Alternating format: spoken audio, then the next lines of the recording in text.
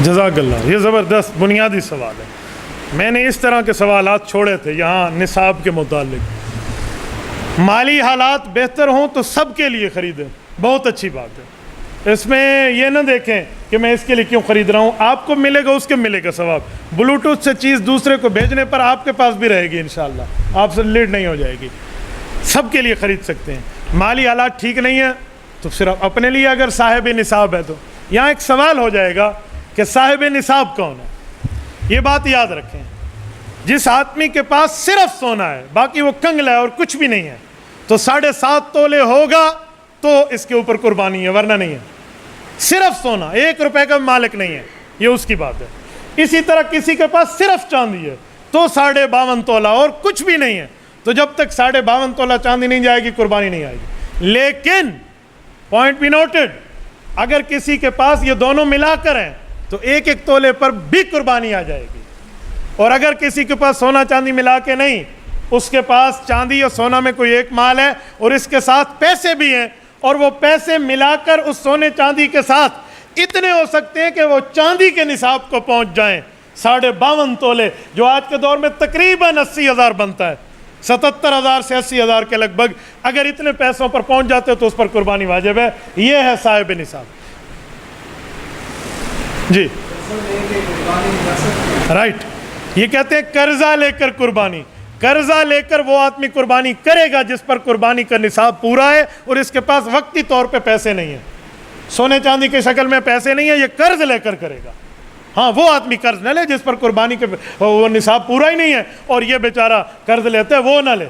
لیکن ایک بندہ مالک ہے، صاحب نصاب ہے، جیب میں اس کے پاس کیش نہیں ہے تو قرض لے کر کرے گا. جی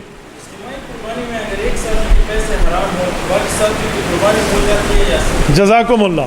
کہہ رہے قربانی کے شرکاء میں کسی ایک کے مال حرام موجود ہو، یاد رکھیں قربانی کے شرکاء میں کسی ایک شریک کا حرام مال ہوا، وہ سب کی قربانی کو لے ڈوبے گا. ایو حرام پیسے اللہ اللہ تے باقی چھیند جھگا گلہ، یاد رکھیں وہ نہیں بچے گا. ایک شخص غصہ ہو کر ہمیں کہتے ہیں مولانا ہمارا حلال کا پیسہ ہے، ہمارا کیوں ضائع ہو جائے گا. میں نے کہا گردن جانور کی ایک ہے اسی وجہ سے. کہتے ہیں سمجھ نہیں آئی. میں نے کہا میں سمجھاتا ہوں.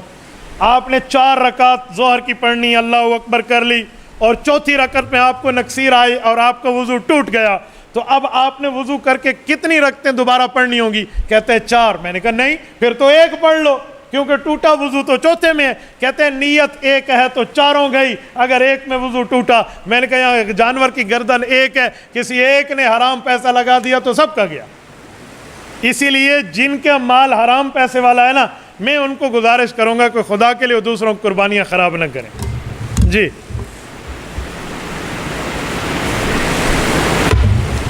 یا پانی ہے یا ایو ہے؟ جی کر سر.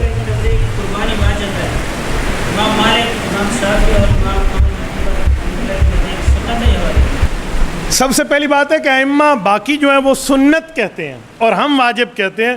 تو سنت اور واجب کا فرق کیوں ہے؟ یاد رکھیں وہ جو سنت کہتے ہیں نا، اس سنت سے مراد بھی سنت واجب ہے. جیسے میں مثال دے رہا ہوں، داڑھی کیا ہے؟ سنت ہے. کیا کبھی رکھیں گے کبھی چھوڑ دیں گے؟ نہ، یہ سنت واجب ہے. ان نکاح من سنتی، بیوی رکھنا شادی کرنا کیا ہے؟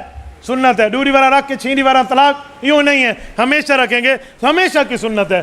تو ہمارے واجب کو وہ سنت کا نام دیتے ہیں، وہ یہ نہیں ہے بے اثر کی 4 سنتے ہیں، کبھی پڑھی کبھی نہ پڑھی. یہ ائمہ ثلاثہ کا موقف نہیں ہے. تبارك الذي نزل الفرقان على عبده ليكون للعالمين نذيرا.